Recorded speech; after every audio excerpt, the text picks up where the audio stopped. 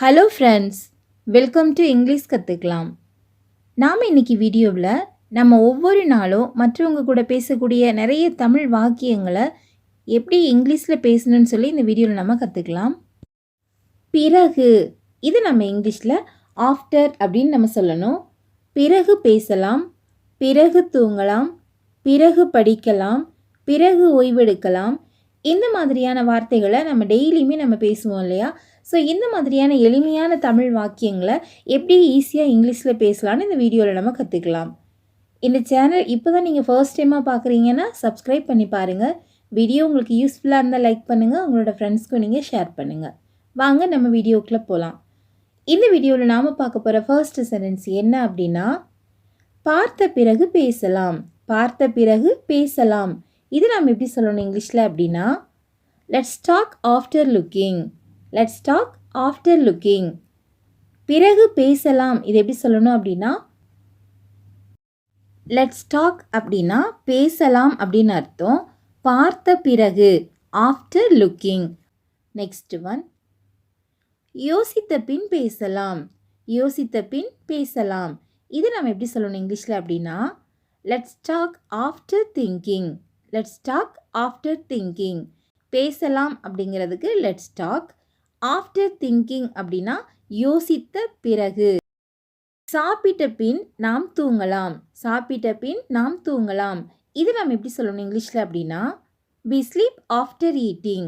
we sleep after eating. நாம் தூங்கலாம் அப்படிங்கிறதுக்கு we sleep. சாப்பிட்ட பிறகு, after eating. நாம் சாப்பிட்ட பிறகு தூங்கலாம். இது எப்படி சொல்லணும் இங்கிலீஷில், we sleep after eating. Next one, படித்த பிறகு நீ வேலை செய்யலாம். இது நாம் எப்படி சொல்லணும் இங்கிலீஷில் அப்படின்னா, you can work after studying. You can work after studying. You can work அப்படின்னா வேலை செய்யலாம் அப்படின்னு அர்த்தம். ஆஃப்டர் ஸ்டடியிங், படித்த பிறகு. படித்த பிறகு வேலை செய்யலாம். இது எப்படி சொல்லணும் இங்கிலீஷில் அப்படின்னா, you can work after studying. Next one, விளையாடிய பிறகு நீ ஓய்வெடுக்கலாம். விளையாடிய பிறகு நீ ஓய்வெடுக்கலாம். இதை நம்ம எப்படி சொல்லணும் இங்கிலீஷில் அப்படின்னா, you relax after playing. You relax after playing. You relax அப்படின்னா நீ ஓய்வெடுக்கலாம். ஆஃப்டர் பிளேயிங் அப்படின்னா விளையாடிய பிறகு. விளையாடிய பிறகு நீ ஓய்வெடுக்கலாம். இதை எப்படி சொல்லணும் இங்கிலீஷில், you relax after playing. Next one, நான் போன பிறகு நீ வா. நான் போன பிறகு நீ வா. இது நம்ம எப்படி சொல்லணும் இங்கிலீஷில் அப்படின்னா, you come after I am gone. நான் போன பிறகு நீ வா. யூ கம் அப்படின்னா நீ வா அப்படின்னு அர்த்தம்.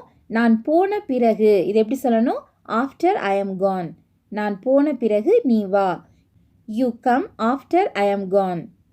நெக்ஸ்ட் ஒன், நான் செய்த பின் சொல்கிறேன். நான் செய்த பிறகு சொல்கிறேன். நான் செய்த பிறகு சொல்கிறேன். இது நம்ம எப்படி சொல்லணும் இங்கிலீஷில் அப்படின்னா, I will tell you after I do. I will tell you அப்படின்னா நான் சொல்கிறேன். ஆஃப்டர் ஐ டூ, நான் செய்த பின். நான் செய்த பின் சொல்கிறேன். இதை நம்ம எப்படி சொல்லணும் இங்கிலீஷில், I will tell you after I do. Next one, நான் சாப்பிட்ட பின் வருகிறேன். நான் சாப்பிட்ட பின் வருகிறேன். யாராவது நம்ம கூப்பிட்டாங்கன்னா நம்ம சொல்லுவோம் இல்லையா, நான் சாப்பிட்டுட்டு அப்புறமா வரேன் அப்படின்னு நம்ம சொல்லுவோம்.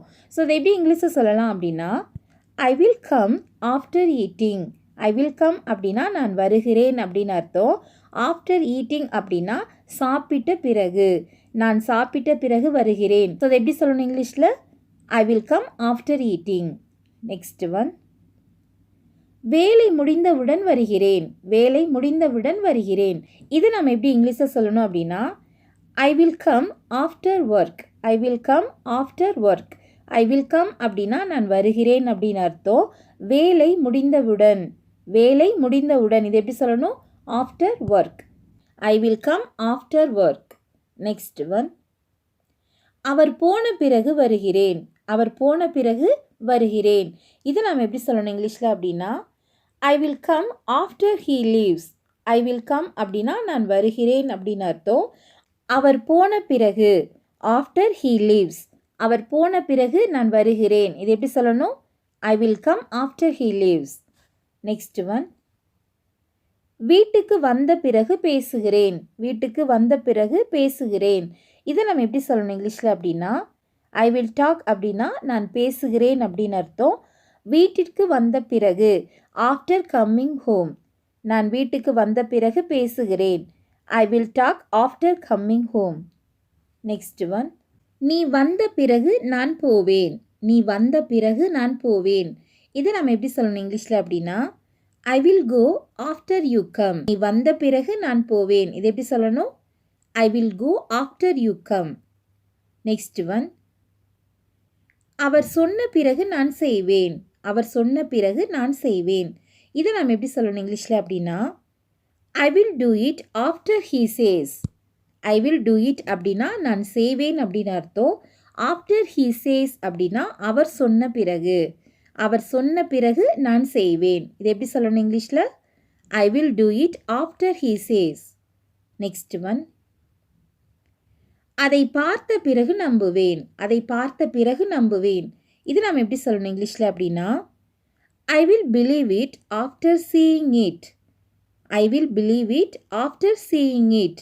அதை பார்த்த பிறகு நம்புவேன். ஐ வில் பிலீவ் இட் அப்படின்னா நான் நம்புவேன் அப்படின்னு அர்த்தம். அதை பார்த்த பிறகு அப்படிங்கிறதுக்கு ஆஃப்டர் சீயிங் இட். அதை பார்த்த பின் நம்புவேன். I will believe it after seeing it. Next one. நான் சொன்ன பிறகு நீ செய்ய வேண்டும். நான் சொன்ன பிறகு நீ செய்ய வேண்டும். இந்த தமிழ் வாக்கியத்தை நம்ம எப்படி இங்கிலீஷில் சொல்லணும் அப்படின்னா நான் சொன்ன பிறகு நீ செய்ய வேண்டும். You have to do after I say. நீ செய்ய வேண்டும் அப்படிங்கிறதுக்கு யூ ஹாவ் டு டூ நான் சொன்ன பிறகு ஆஃப்டர் ஐ சே. நான் சொன்ன பிறகு நீ செய்ய வேண்டும். இதை எப்படி சொல்லணும் இங்கிலீஷில் you have to do after I say. Next one. நீ வந்த பிறகு நான் வருகிறேன். நீ வந்த பிறகு நான் வருகிறேன். இந்த தமிழ் வாக்கியத்தை நம்ம எப்படி இங்கிலீஷில் சொல்லணும் அப்படின்னா I will come after you come. I will come அப்படின்னா நான் வருகிறேன். நீ வந்த பிறகு ஆஃப்டர் யூ கம். நீ வந்த பிறகு நான் வருகிறேன். இதை எப்படி சொல்லணும் இங்கிலீஷில் அப்படின்னா I will come after you come. Next one.